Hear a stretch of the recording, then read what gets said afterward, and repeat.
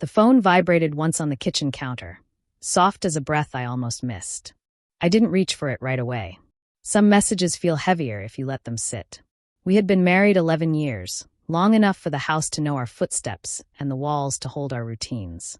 Winter light came in thin through the curtains that morning, pale and undecided. She was my best friend, or at least that was the name I still used then.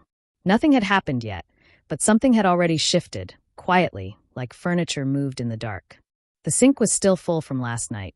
A single plate leaned against the faucet, a ring of dried sauce around its edge like a memory no one had claimed yet. The house was quiet in that early way, before the day decided what it was going to be. The kettle sat cold on the stove. The clock above the doorway ticked, steady and patient, as if it had all the time in the world. I was standing barefoot on the tile when his phone vibrated. Not loud, not urgent, just enough to be noticed if you were already listening. He glanced at it the way people do when they don't want to be seen looking. A quick tilt of the chin, a flicker of his eyes. Then he turned the phone face down on the counter. It wasn't dramatic. That was the part that stayed with me. He didn't stiffen or flinch. He just covered the screen like it was something fragile. He hadn't done that before. "Coffee?" he asked, already moving past me. His voice sounded normal. Maybe too normal. He reached for a mug, the blue one with the chipped handle, the one he always used. I watched his hands. They didn't shake. He didn't look at me when he said it. "Maybe in a minute," I said. The phone stayed where it was. Quiet now. Obedient. He kissed my cheek on his way to the bathroom. It was the same kiss he'd given me for years, quick, familiar, placed just below the eye. The door clicked shut behind him, and the shower came on a few seconds later, pipes rattling like they always did. The house settled back into itself. I didn't move right away. There are moments when your body knows before your mind does. When something in you leans forward, even if you tell yourself to stay still. I wiped my hands on the dish towel, folded it once, then again. The phone was still face down, exactly where he'd left it. It lit up. The screen glowed softly against the dim kitchen, lighting the underside of the cabinets, the edge of the counter. I didn't touch it at first. I just looked. My name wasn't on it. That was the first thing I noticed. No heart emoji. No inside joke. Just words. "Let me know when she leaves." No punctuation. No explanation. As if the meaning was already understood. I read it twice. Then a third time, slower, like the words might rearrange themselves if I gave them time. They didn't. They sat there, calm and certain. Written by someone who knew our mornings. Someone who knew the sound of our shower, the way the house moved when it thought no one was watching. I didn't look at the name at the top. Not yet. I didn't need to. I already knew. The shower hissed behind the door.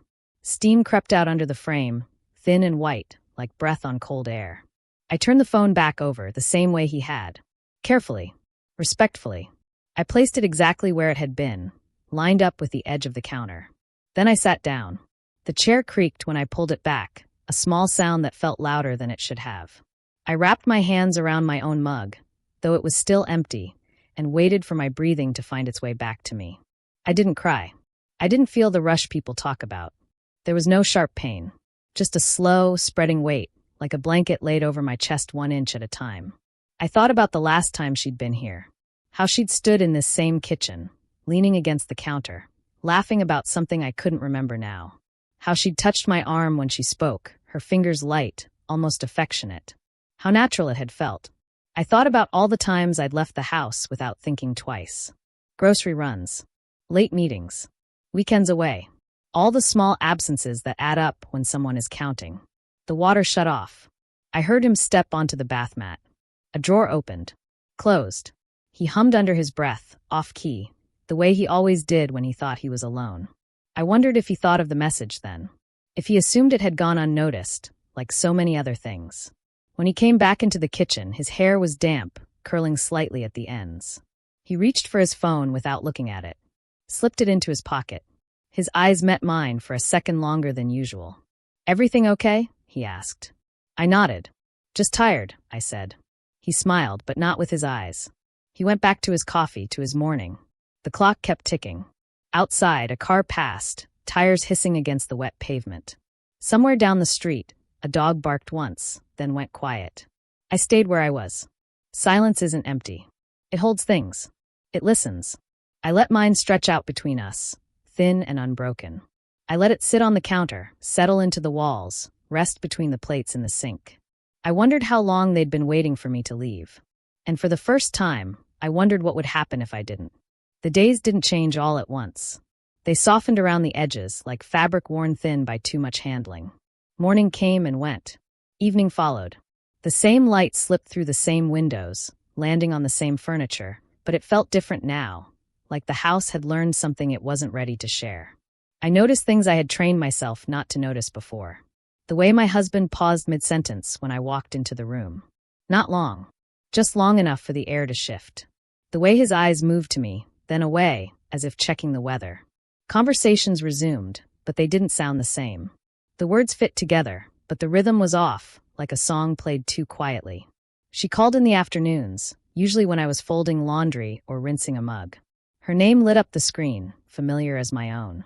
When I answered, her voice was exactly as it had always been, warm, bright, a little breathless. She asked about my day. About him. About nothing in particular. If I hadn't been listening closely, I might have missed it. But underneath her laughter was something careful. Measured. Like she was choosing each word before letting it go. I was just thinking about you, she said once that I held the phone between my shoulder and ear, smoothing a towel that didn't need smoothing. That's funny, I said. I was thinking about you too. She laughed. Too quickly. Then filled the space with another story. At night, when the house finally went quiet, I lay awake replaying old moments like scenes from a film I thought I knew by heart. Dinners where she sat across from me, passing bread, her sleeve brushing his arm. Long talks on the couch, our knees tucked under shared blankets. The sweater she borrowed one winter and never quite returned. At the time, it all felt harmless. Natural. We were close. That's what closeness looks like, I'd thought. Now I watched those memories from a distance, searching for the moment something tipped. A look held too long. A silence stretched too far. I wondered if the change had been loud and I'd covered my ears, or if it had been quiet all along. The house itself seemed to hold its breath.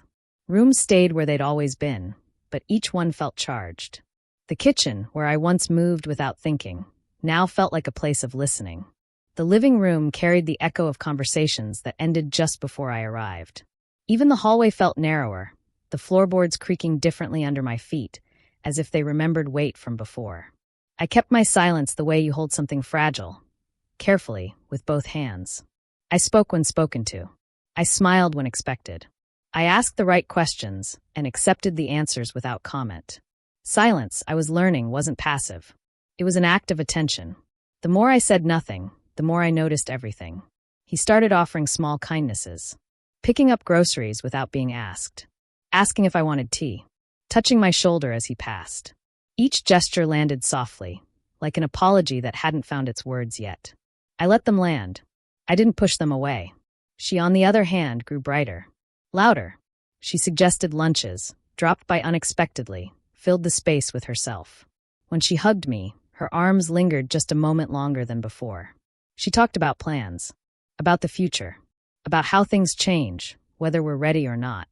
Life has a way of rearranging itself, she said once, standing in my doorway, coat still on. I nodded. It does, I said. Sometimes I caught them watching me when they thought I wasn't looking. Measuring. Waiting. As if silence were a thing that might suddenly break apart if they pressed hard enough. But it didn't. I didn't confront. I didn't accuse. I didn't ask the questions that hovered at the back of my throat.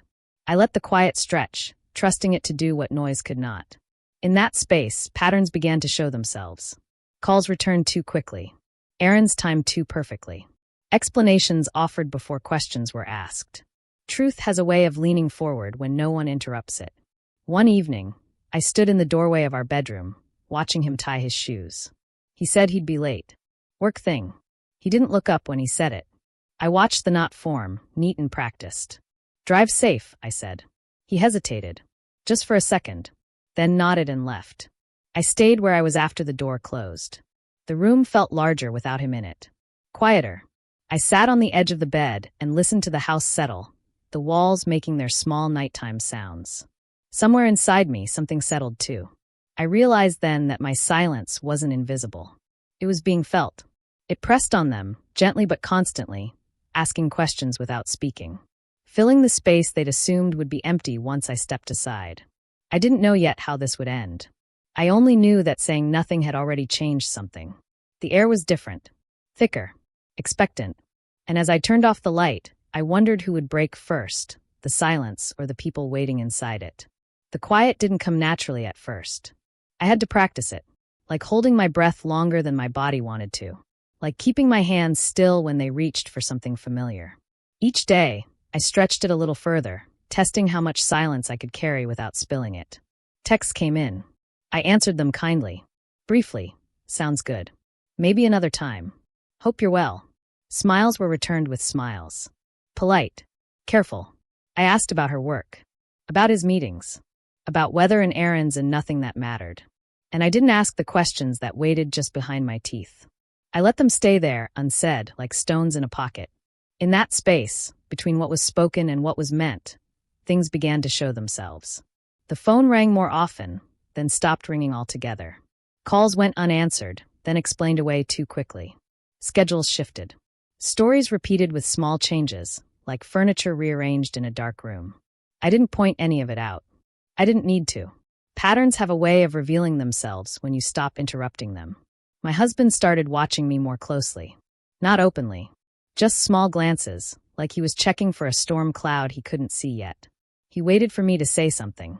I could feel it in the way he lingered in doorways, in the way he asked if I was okay. Too often, too softly. I'm fine, I said each time. And I meant it in the narrowest sense of the word. At night, we lay on opposite sides of the bed, a careful distance between us that neither of us acknowledged. He shifted, sighed, reached for me once, then let his hand fall back to the sheet.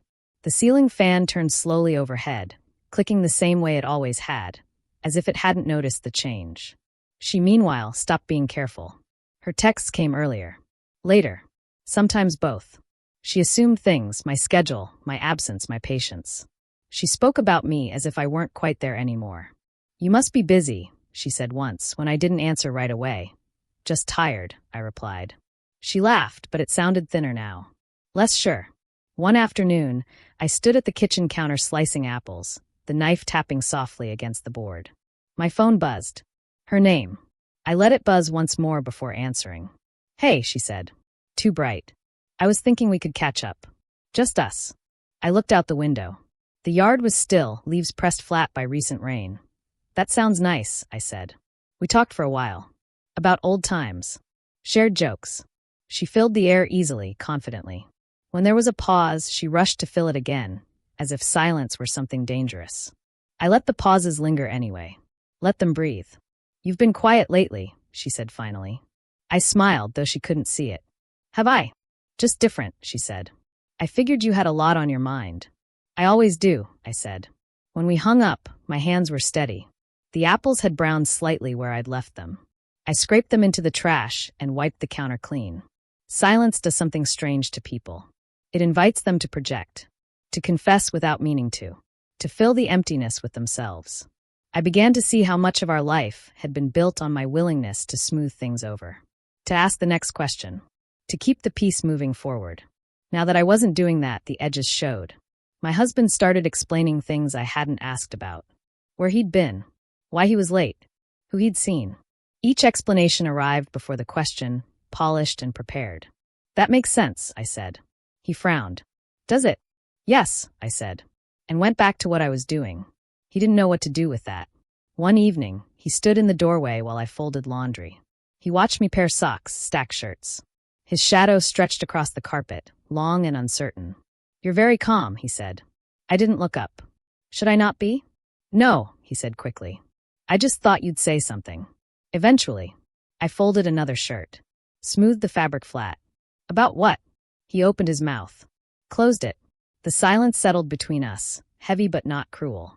He shifted his weight, then left the room without another word. That was when I understood it. Silence wasn't nothing. It was a mirror. In it, they saw themselves more clearly than they ever had when I was speaking. My quiet reflected their movements, their assumptions, their impatience. It showed them the shape of what they'd been doing without me naming it. She grew restless. He grew uneasy. And I remained where I was.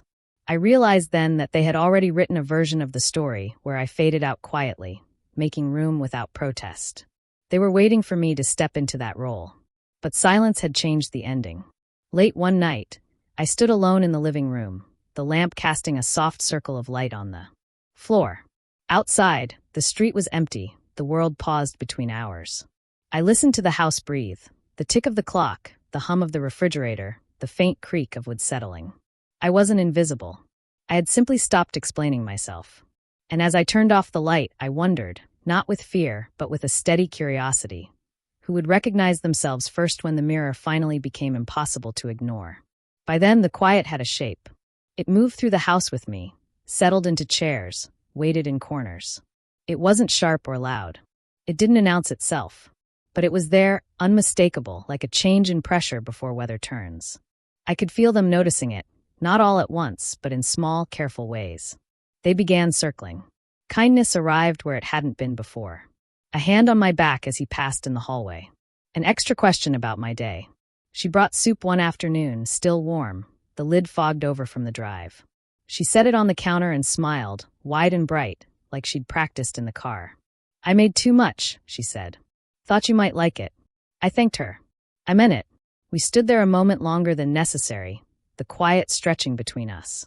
She filled it with talk about traffic, about work, about a show she'd started watching. I listened, nodded, didn't interrupt. Out-of-season kindness feels different. It's gentle, but it doesn't quite belong. My husband started asking questions that didn't need answers. Whether I wanted tea, whether I'd slept well, whether I needed anything from the store. Each question landed softly, but behind them was something searching, like he was knocking on a door he didn't know how to open. "I'm okay," I said, over and over. The words were true, even if they weren't complete. One evening, the three of us sat at the table, plates cooling in front of us. The light above cast a warm circle, softening edges, hiding little flaws. Forks scraped quietly. Glasses clinked. Everything looked the way it always had. That was the unsettling part. She leaned back in her chair and crossed her arms, casual, practiced. "So," she said, glancing at me, "when are you heading out of town again?" The question slipped into the room like it belonged there. I looked up slowly. Not surprised. Just attentive. The air shifted. My husband's fork paused halfway to his mouth. He didn't look at me. He looked at her. "I'm not sure," I said. My voice sounded steady. Almost light. "Why?" She shrugged. Too quickly. "Just curious," she said. "You've been traveling a lot lately."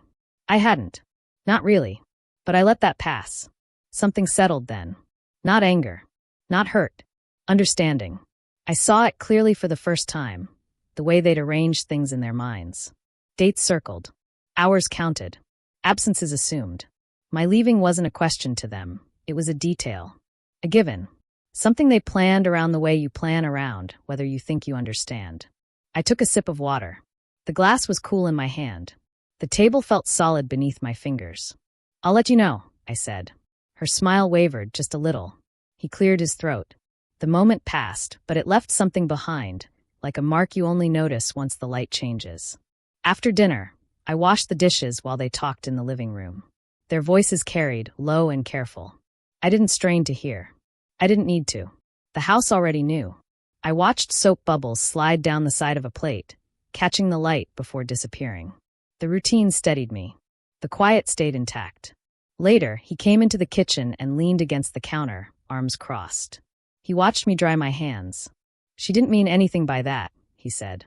"I know," I said. He waited. For more. It didn't come. "You've been different," he said finally. Not accusing. Just uncertain. I looked at him then. Really looked. His face held concern, yes, but also impatience. As if my calm were a problem he couldn't solve. "Different isn't bad," I said. He nodded, but it didn't reassure him. That night, I lay awake listening to his breathing even out beside me. The dark pressed gently against the windows. Somewhere outside, a car passed, tires whispering over pavement. I thought about the question she'd asked. How easily it had slipped out. How natural it felt to her. Secrets need feeding. They thrive on motion, on reassurance, on the belief that the path ahead is clear. My silence had starved it. Slowly, patiently, I hadn't confronted them. Not because I was afraid, but because I didn't need to. Things were already loosening at the edges. The kindness. The questions. The careful circling. all signs of something fraying. In the days that followed, they watched me more openly, waiting for signs, for packing lists, for dates, for confirmation that the story they'd written was still on track. I gave them none of it. I went about my days as usual. Work, errands, quiet evenings at home. I spoke when necessary, smiled when appropriate. I let the silence do what it had been doing all along, holding space, reflecting truth. One afternoon, I stood in the doorway of the living room and watched her talk to him. She didn't see me at first. Her hand rested briefly on his arm. Familiar, confident. When she noticed me, she stepped back, quick as a thought. "Oh," she said. "I didn't hear you." "I know," I said. She didn't look at me after that. That was when I understood. The unraveling had begun. Not loudly, not all at once, but in small moments of awareness, where they realized the ground beneath them wasn't as solid as they'd assumed. I didn't feel triumph. I felt calm, a steady certainty that something was moving toward its end, whether anyone acknowledged it or not. That evening, I turned off the lights room by room, the house settling into shadow behind me. In the quiet, I could almost hear the secret thinning, losing its hold. And as I closed the bedroom door, I wondered, how long anything can survive once it's no longer being fed. The morning came in gently, the way it does when it doesn't want to disturb anything already fragile. Pale light slid along the hallway wall and settled on the floor like it was testing the weight of the day. I stood at the sink with a mug warming my hands, listening to the house breathe. The kettle never whistled. It didn't need to. Everything that mattered was already awake. I didn't plan the moment. It found us. He spoke first, standing near the doorway, hands tucked into his pockets as if he didn't trust them. His voice was careful, almost courteous, the way people speak when they're afraid of knocking something over. "I've been meaning to tell you," he said. I nodded. Not encouragement, just permission. He explained things I hadn't asked about. Timelines, coincidences, how nothing was supposed to happen the way it did. His words came out unevenly, tripping over one another, filling the quiet like water finding cracks. I watched his mouth move and noticed how often he swallowed. He didn't look at me when he said her name. "I didn't think you noticed," he said finally. I wrapped my fingers tighter around the mug. The ceramic was warm, steady. "I did," I said. That was all. She arrived later, called first, then showed up anyway. The doorbell rang once, sharp against the stillness. When I opened the door, she stood there holding her purse with both hands, knuckles pale. She smiled, then seemed to remember it wasn't appropriate anymore. "I didn't know if you'd want to see me," she said. "I'm here," I said. It was true in more ways than one. We sat at the table where we'd shared so many ordinary things, meals, jokes, plans that felt permanent at the time. She talked quickly, then slowed, then stopped altogether. Her explanations came in pieces, as if she were laying them down carefully to see which ones might hold. "I thought you were pulling away," she said. "I thought, maybe you were already gone." I looked at the grain of the wood beneath my hands, the small nick near the edge I'd forgotten about until then. "I wasn't," I said. She nodded, eyes glossy, and for a moment it looked like she might reach for me. She didn't. Silence did the rest. They filled it, one after the other, trying to soften what had already taken shape. Apologies arrived late and slightly out of breath. Explanations circled back on themselves. I listened without interrupting, letting their words finish where my questions would have started. In that quiet, something settled. I realized I had never been invisible. I had been underestimated. They'd mistaken my steadiness for absence, my calm for permission. My silence hadn't erased me. It had drawn a clean outline around who I was and what I would not carry anymore. When there was nothing left to say, the room felt lighter. Not healed, just honest. I stood up first. The chair legs scraped softly against the floor, a sound that felt final without being cruel. I went to the bedroom and opened the closet. The hangers clicked together as I moved them aside. I chose only what I needed, clothes that felt like mine, a few books, the scarf my mother gave me years ago. I left behind the things that belonged to the version of me that had tried to hold everything together. He watched from the doorway, quiet now. "I didn't think you'd leave today," he said. "I know," I said. She stayed seated, staring at the table. She didn't look at me when I walked past her. That was okay. Not every ending needs an audience. The house felt different with a bag in my hand. Smaller. Or maybe I was finally seeing its edges clearly. I moved through each room once more, not lingering, just noticing. The mark on the wall where we'd measured height, the window that caught afternoon light just right. I took nothing else. At the door, I paused. Not because I was unsure, but because I wanted to remember the feeling exactly as it was. The quiet, the clarity, the absence of needing to explain myself. "I'm sorry," he said somewhere behind me. I nodded. "I know," I said. And I meant that too. Outside, the air was cool and clean. The sky held that color it gets when it hasn't decided what to do yet. I set my bag down for a moment and closed the door gently, the latch clicking into place like a period at the end of a sentence. I didn't feel triumphant. I felt light. As I walked away, the house stood still behind me, holding all the words that had finally been spoken. My silence had asked for nothing, demanded nothing. It had simply waited, and in that waiting, it told the truth better than I ever could. And I understood then. Silence hadn't been empty at all. It had answered everything.